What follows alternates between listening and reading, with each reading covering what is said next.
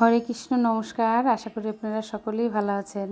Life around Krishna আর একটি নতুন ভিডিওতে আপনাদের সকলকে স্বাগত। আজ শুক্রবার, ভগবানকে আজকে আকাশি কালারের ড্রেস পরিয়েছি। এই ড্রেসটা পরালে ভগবানকে না দারুণ লাগে। সত্যি বলতে আমি শুধু ভগবানকে ড্রেস পরিয়ে তাকিয়ে থাকি। আজ ভগবানকে ওটস, ড্রাই ফ্রুট আর সব কিছু দিয়ে ফল টল দিয়ে ভোগ লাগিয়েছি। আর ওর বাবা গেছে বাজারে বাজার করতে। সকাল সকাল কি বাজার করে নিয়ে আসলে? এত কিছু কি এসব?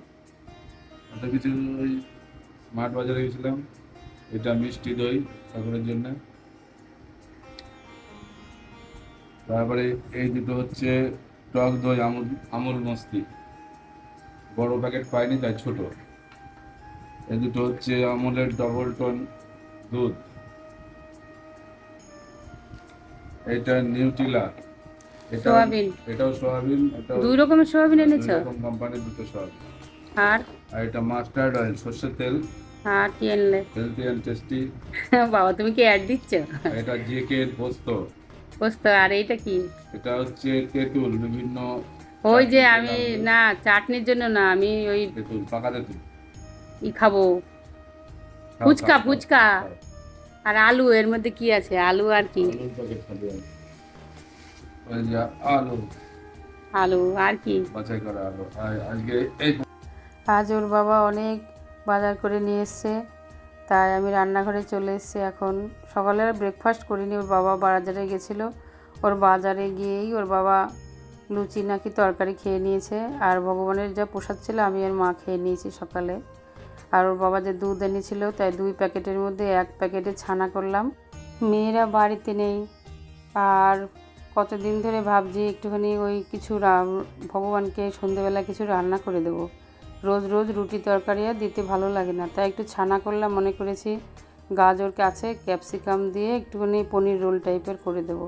তাই ওর বাবাকে বললাম, ছানা করা হয়ে গেছে, ওর বাবাকে বললাম। ওর বাবা বলল যে না, আমি রোল খাবো না, ওর ভালো লাগে না। তাই আমি ছানাটা করে রেখেছি, দেখি কি করা যায়। ছানা করে ফ্রিজে রেখে দেবো, দেখি তারপরের দিন, আজকে বিকেলে না হলেও তারপরের দিন সকালবেলা কিছু একটা করে নেব। তাই আজকে রান্না শুরু করেছি। গোটা পটল দিয়ে পোস্ত দিয়ে রান্না করব, আর কুমড়ো দিয়ে উচ্ছে দিয়ে রান্না করব। এই ছানাটা হয়ে গেছে আমার এক পাশে। ছানাটা ছেঁকে এখন চিপে জলটা ঝরিয়ে এখন বাটিতে ভরে ফ্রিজে রেখে দেবো। যেহেতু ওর বাবা বলছে রাত্রেবেলা করবো না, মাত্র দুজনই আছে, আর মা এসব খায় না। দুজন আছে, মেয়েরা কেউ নেই। তাই আর এক প্যাকেটে দুধ ফুটিয়ে নিয়েছি। এখন এই ওর বাবা টক দইটা নিয়ে এসছে, আর ওর বাবা রোজ দুপুরবেলা টক দই খায়। ভগবানকেও দেই, মাও খায়, ভগবানের প্রসাদটা মা খায়। তাই আমি এখন ওই গরম দুধের মধ্যে দইটা দিয়ে এখন দই বসাবো। টক দইটা নিয়ে এসছে ওর বাবা, একটুখানি 2 চামচ দিয়ে এখন গরম দুধের মধ্যে দিয়ে চাপা দিয়ে দেবো। তাই দই বসিয়ে রাখবো। রোজ ও দুপুরবেলা ওর বাবা টক দই খেতে ভালোবাসে, মেয়েরাও ভালোবাসে। মেয়েরা এখন বাড়িতে নেই। আর জামা কাপড় বাইরে কেচে রোদে দিয়েছি, আর বুঝতেও পারিনি ঝমঝম করে বৃষ্টি শুরু হয়ে গেছে। দৌড় মেরে গিয়ে কাপড় তুলতে পারছি না, পুরো ভিজে গেছি। বুঝতেও পারিনি যে বাইরে রোদ ঝমঝম করে একেবারে রোদ ঝলমল করছে, তার মধ্যে ঝমঝম করে বৃষ্টি নেমে গেল। বুঝতেও পারিনি যে বৃষ্টি শুরু হয়ে গেছে, পুরো ভিজে গেছি আমি একদম। একদম ঝমঝম করে বৃষ্টি শুরু হয়ে গেছে। আমার ভোগও রান্না করা হয়ে গেছে, ভোগ দেওয়াও হয়ে গেছে। ভগবানের ঘরে আর ভিডিও করতে পারিনি, বৃষ্টির দৌড় মেরে গিয়ে জামা কাপড় আনতে গিয়ে পুরো ভিজে গেছি। তাই ভগবানকে আজকে অন্ন, পটলের সবজি, কুমড়ো ভাজা, উচ্ছে ভাজা আর টক দই দিয়ে ভগবানকে ভোগ লাগিয়েছি। এখন আমার ভোগ দেওয়া হয়ে গেছে, বাকি আমার কিছু জব আছে, টুকটাক কাজ আছে করব। তারপরে আবার বিকেলের রান্না। আজকে আমি ঠিক করেছি ভগবানকে আজকে নতুন কিছু রান্না করে দেবই। প্রত্যেক দিন আর রুটি সবজি আর ভালো লাগে না। ওর বাবা বারণ করছে, আমি তা সত্ত্বেও শুনিনি। তাই আমি কী করেছি, দুপুরবেলায় অন্নের মধ্যে 2টো আলু দিয়ে দিয়েছিলাম।